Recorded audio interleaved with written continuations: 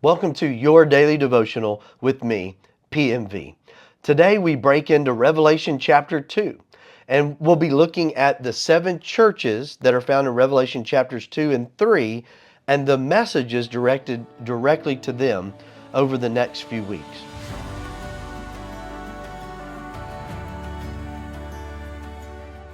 Some interpreters believe that the 7 churches found in Revelation chapters 2 and 3 represent different church ages throughout history.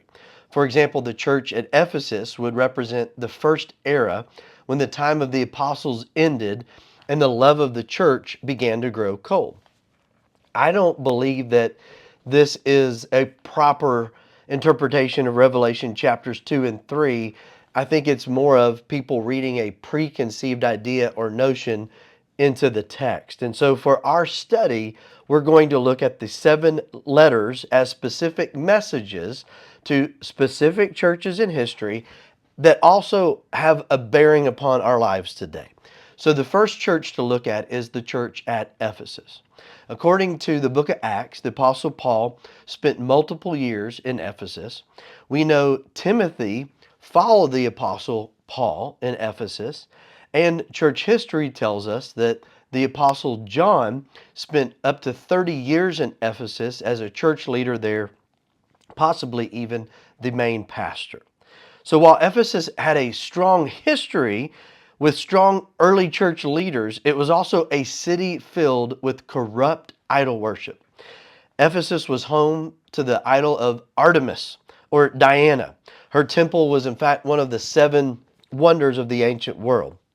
In addition, Domitian had made Ephesus the center of the emperor cult worship. So Ephesus was also a Roman province capital, and it was located along a major trade route, both for land and for sea, and it was very populated, and it was a very busy city, as well as a city that was well known to the early church and to the Roman Empire. So when we come to Revelation chapter 2, the message to the churches are the words of Jesus. He is speaking to the churches, and Revelation 2:1 reads, "To the angel of the church of Ephesus write, these things says he who holds the 7 stars in his right hand, who walks in the midst of the 7 golden lampstands." Now, per Revelation chapter 1, verse 20, the 7 golden lampstands that Jesus walks in the midst of are these 7 churches to whom he sends the message. And the 7 stars are the 7 leaders of those churches whom Jesus holds in his hand. The point is that Jesus knew these churches, and he knew the leaders, and he was in their midst. Everything else about the messages to the churches must be understood in light of Jesus being in their midst. That was the most important thing, and they had it. They had Jesus. They could face whatever else came because Jesus was with them. He was in their midst. In Mark chapter 3, Jesus was calling the 12 disciples to himself that would become the 12 apostles, minus Judas. And in Mark chapter 3, beginning at verse 13, it reads, "And he went up on the mountain and called to him those he himself wanted, and they came to him. Then he appointed 12, that they might be with him, and that he might send them out to preach, and to have power to heal sicknesses and to cast out demons." Now, these men would be sent out by Jesus to preach and to have power to heal sickness and to cast out demons. But did you hear what it said in verse 14 that they first would do? That they might be with him. That was first. That was the most important thing. They were not ready to be sent out to preach or to heal or to cast out demons until they had first been with Jesus. In fact, they would not be fit to continue to preach or to heal or to cast out demons or accomplish great things in Jesus' name unless they continued to be with Jesus. There is no substitute for spending time in the presence of Jesus. Moving on, Jesus knows his church. It is his body. So Revelation chapter 2, verses 2 and 3 read, I know your works, your labor, your patience, and that you cannot bear those who are evil. And you have tested those who say they are apostles and are not, and have found them liars. And you have persevered and have patience, and have labored for my name's sake, and have not become weary. What a great commendation from Jesus. Let's take a minute to look at the things that the church of Ephesus was doing right. Jesus knew their works, their labor, their patience. These three words used together paint a picture of a church that was hard at work and persisted in their labor even when it was tough. They were not quitters. They were going to get the job done. The next part of verse 2 tells us that they were also hard at work protecting sound doctrine. The back half of verse 2 reads, And you have tested those who say they are apostles and are not, and have found them liars. Verse 2 tells us that the Ephesian church was working hard for Jesus, and they were diligent to protect sound doctrine. Now, those are very good things. But then lastly, verse 3 says, And you have persevered and have patience and have labored for my name's sake and have not become weary.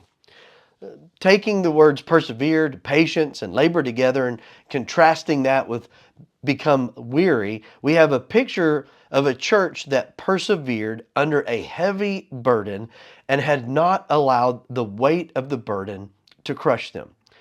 They had taken on the challenges of ministry and they persevered. Doesn't that sound like a church that you would want to be a part of, that you'd be proud of? Doesn't that sound like a group of people you would want to belong to? From verses 2 and 3, they sound like a church that really had it going on. But then let's look at verse 4. Jesus said, Nevertheless, I have this against you, that you have left your first love. Even though they had a lot of good going on, Jesus had something against them. There was something about the church that really bothered Jesus. It was not a small thing. It was a big deal to Jesus. They had left their first love. I believe the overall context of Revelation chapter 2, verses 1 through 7, makes it clear that the first love being referred to is Jesus himself. The first had to do with the beginning. Jesus was the beginning of the church at Ephesus. The church at Ephesus only existed because at one point a group of people came to believe in Jesus Christ. Apart from Jesus, there would be no church at Ephesus. The Greek word we translate here as left in verse 3 is also translated in other contexts as forgive, forsook, or divorce. The idea of sending something away. So in Revelation chapter 2, verse 4, the verb is in the aorist tense. The aorist is like taking a picture of something and capturing that moment. It refers to a completed event that usually has a past tense feel. So putting that together, the Ephesian church had not just slipped into a little sin, they had walked away from Jesus, even as they served in his name. That's a scary thought. I believe to keep our love for Jesus white hot, to keep our love for him where it needs to be, we first need to remember God's great love for us. God's love for us is what fuels our love for him. Augustine, one of the Latin fathers of the church, who served as the bishop of Hippo from 396 to 430 AD, and he has famous works such as Confessions, City of God, and On Christian Doctrine. They're still read today. He knew firsthand of remembering and experiencing the love of God. It's well documented and admitted by Augustine that in his early years he was consumed with lust. He had a desire to be about the things of God, but his passion consumed him. And he felt continuously unsatisfied and condemned. He was trapped in the bondage of sin and could not find a way out. So what brought about this change in Augustine? Well, according to him, he was outside in a garden and heard children singing, just heard repeatedly, pick it up and read. He thought that was strange, but he was compelled to find a Bible and open it and read. And the passage he turned to was Romans chapter 13, verses 13 and 14, which reads, "Let us walk properly as in the day, not in revelry and drunkenness, not in lewdness and lust, not in strife and envy, but put on the Lord Jesus Christ and make no provision for the flesh to fulfill its lust." Augustine realized it was Jesus himself that he needed in that moment as he really gave himself fully over to Jesus. The love of God flooded Augustine's heart and he was changed. The love of God changed Augustine's desires. The love of God became the compass that directed his life from that moment forward. And the love of God will do that for us. Will do that for you today. Thank you for joining me. For more information about this ministry, you can go to pmvministries.org. And as always, I hope you have a great day.